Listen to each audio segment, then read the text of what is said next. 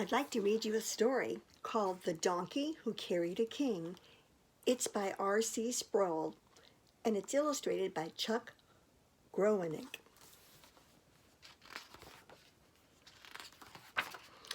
One day, a little boy named Riley came home from playing with some other boys in the neighborhood. He was crying as he came into the kitchen to find his mother. She saw him and asked, "Riley, what's wrong?" Riley's lip trembled, and he tried to wipe away his tears. He was 8 years old, and he didn't like to cry, but he couldn't help it. He said, "Mommy, every time we play games, the other boys pick me last. It hurts me so much."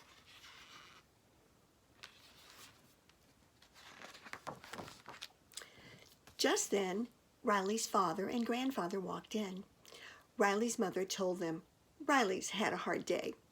The other boys have been picking on him and picking him last for their games." Riley's father put his arm around his son. "I understand that," he said. "Sometimes I was the last one picked for games when I was your age." Riley was surprised. "Really?" he asked. His father nodded. "Yes," he said. "I remember how much it hurts when it happened to me." Riley looked down. "I think they picked me last because I'm not very good at the games we play," he said. His father said, "Since your grandfather is here, maybe he can help you with this. What do you think, Grandpa? What should Riley do?" Grandpa thought for a second and then said, "Riley, have you ever heard about the donkey who carried a king?"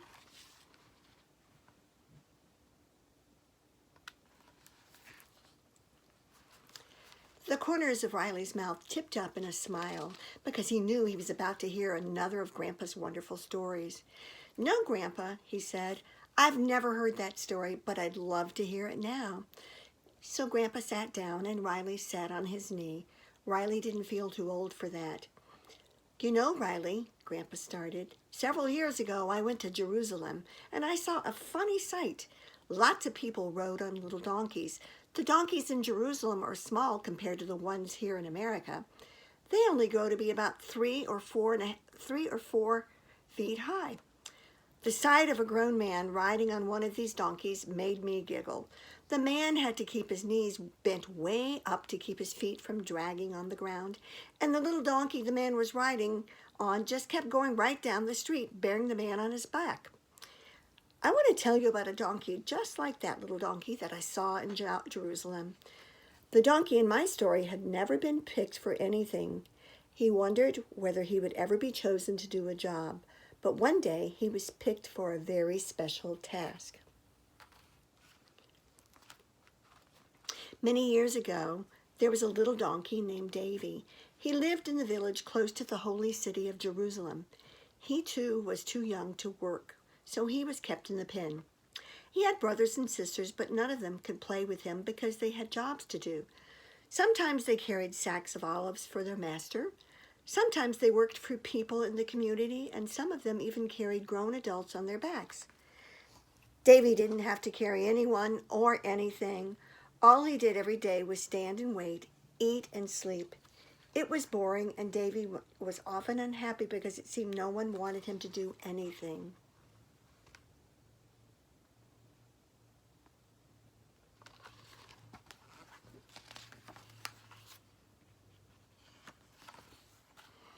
But then one morning it happened like this. When Davy was feeling especially down because he had nothing to do and could only eat and sleep, Davy saw 2 strangers coming.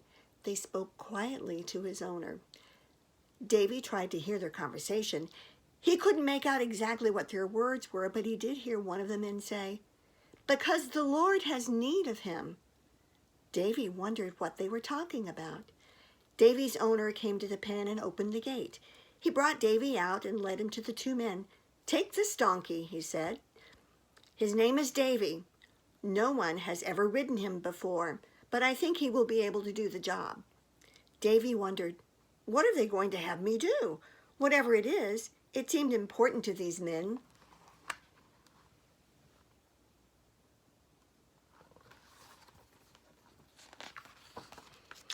They led Davy down the road Soon he saw a crowd. The two men spoke to the person who seemed to be in charge and called him by his name, Jesus.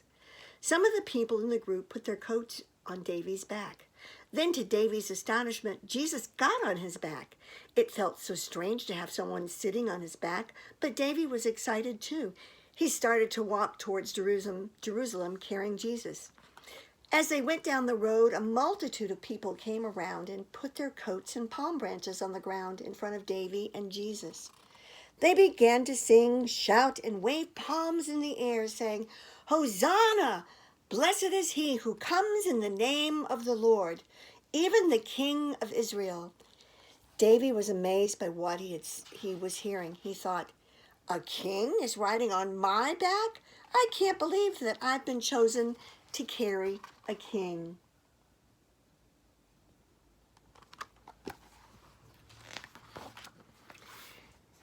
Davy made up his mind to carry the king to the best of his ability. He stepped carefully along the path of coats and palm branches, and he tried hard to carry Jesus smoothly. After Davy and Jesus came into Jerusalem, Jesus got down and patted Davy's back. Davy watched as he entered the temple. Davy felt very proud of himself. "I carried the king," he thought. "I must be a very special donkey." The next day, Davy's master decided he was ready for regular work. One of the servants put 2 sacks of olives on Davy's back and set him out to deliver him. The sacks were heavy, and they scratched Davy's back. Once or twice he got so tired and miserable that he sat down in the road. But the master's servant tugged on the rope around Davy's neck and pulled him along.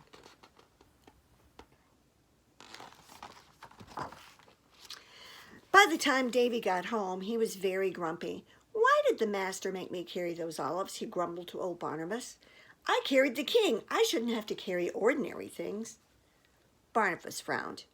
"We are donkeys," he said. "It's our job to carry things, whatever the master decides to put on our backs. Every job is important, even carrying sacks of olives. And you should do your best to do it well." "Humph," Davy said. "I don't think I'll ever enjoy this kind of work. I think I'm better at special jobs like carrying important people." But Davy had to carry things every day. Sometimes he carried sacks of olives. Sometimes one of the servants rode him on an errand for his master. Davy didn't enjoy any of it. He couldn't understand why his master was giving him such ordinary tasks. One morning, one of his master's servants led Davy to a village on the other side of Jerusalem. As they were returning through the city, David saw a crowd coming down the street toward him. The people seemed to be shouting angrily at someone as they moved along. The servant led Davy to the side of the road so the crowd could pass. Davy saw the person that the people were shouting at. It was Jesus, the king Davy had carried in Jerusalem, and such joy, and only just a few days ago. But now the people seemed furious at Jesus. Davy wondered what that was about. Then Davy noticed that Jesus was carrying something, a rough, heavy beam of wood. Jesus seemed to be struggling to carry the beam. With a gasp, Davy saw that Jesus was hurt.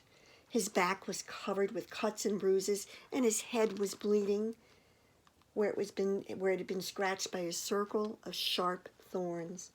Suddenly, Jesus fell down. He couldn't carry the cross any further. Davy wished with all his heart that he could carry the beam for Jesus. He tugged at his rope, but the servant held him back. The soldiers who were with Jesus grabbed a man from the crowd and made him carry the beam.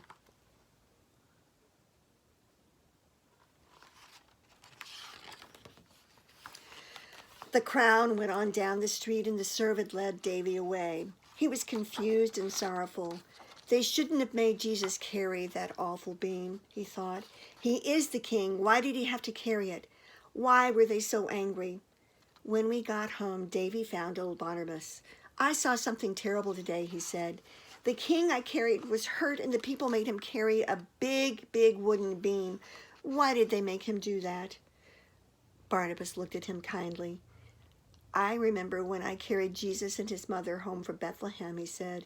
"His mother and his father knew that he would die to save his people. Someone had told them so. It seemed that prophecy has come true. The king was carrying the beam of cross on which he was going to be crucified.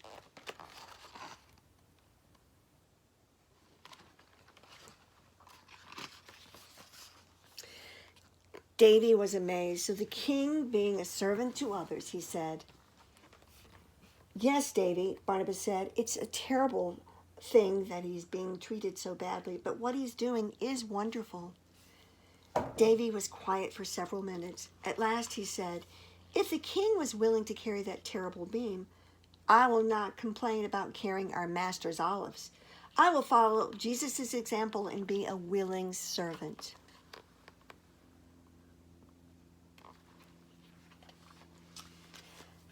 Grandpa looked at Riley and said, "Riley, until that day when Davy was picked to carry Jesus into Jerusalem, he had never been given anything to do.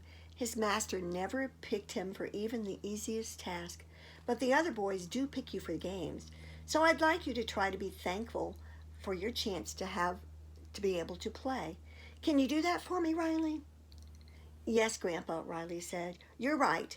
I know I should be thankful that I get to play even if I'm chosen last." "Good," Grandpa said with a smile, "and also do your best to be content with whatever you are asked to do, because every player and every role is important. If you were picked to do something special, don't get proud like Davy. If you're given a job that doesn't seem to be so much, do your best at the job anyway. Remember that God the Father chose Jesus for the worst job of all, but he did it willingly to please his Father and to save his people." "Wow, you're right, Grandpa," Riley said. "I never thought about it that way before." Grandpa gave Riley a great big hug. "That's my boy," he said. "But let me tell you the rest of the story, the part that Davy didn't understand."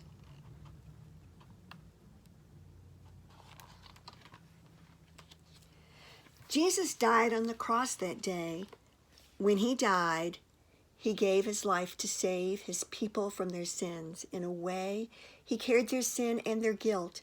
By dying for them, he took the punishment that they deserve for sinning against a holy God, the punishment you and I deserve.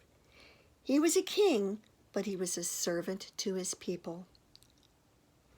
And you know what, Riley? Jesus didn't stay dead. He rose again from the grave 3 days later, and he reigns forever with his Father in heaven. That's the best news of all. Riley grinned. "It sure is, Grandpa," he said. "He's the greatest king of all, and I want to serve him and to do whatever he asks me to do, whether it's a little job or something very important." I hope you enjoyed The Donkey Who Carried a King.